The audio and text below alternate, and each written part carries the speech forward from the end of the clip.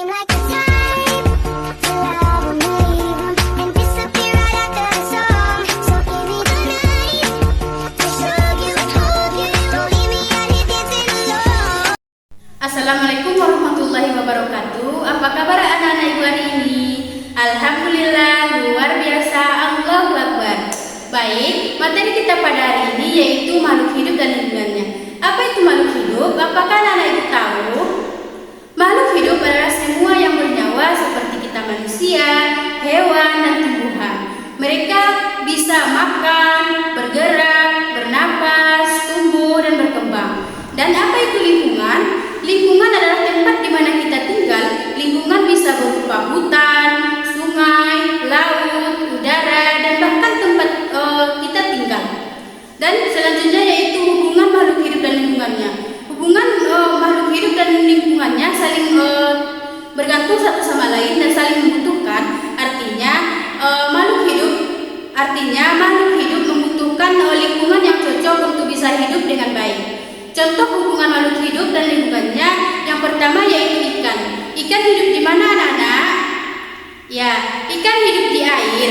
Jadi mereka membutuhkan sungai atau laut yang bersih untuk hidup. Yang kedua yaitu burung. Burung membutuhkan pohon untuk membuat sarang sebagai tempat tinggalnya. Yang ketiga yaitu manusia. Manusia membutuhkan udara yang bersih, air yang bersih, dan makanan dari alam. Kalau lingkungan kita rusak, misalnya pencemaran sungai dan penebangan hutan sembarangan, makhluk hidup akan kesulitan untuk hidup. Misalnya seperti pencemaran air, jika kita membuang sampah sembarangan di sungai akan terjadi banjir, dan jika kita sembarangan menebang pohon akan terjadi longsor. Yang selanjutnya yaitu contoh lingkungan dan makhluk hidup.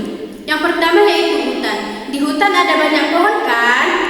Dan hewan seperti burung, monyet, dan serangga. Mereka saling membantu loh.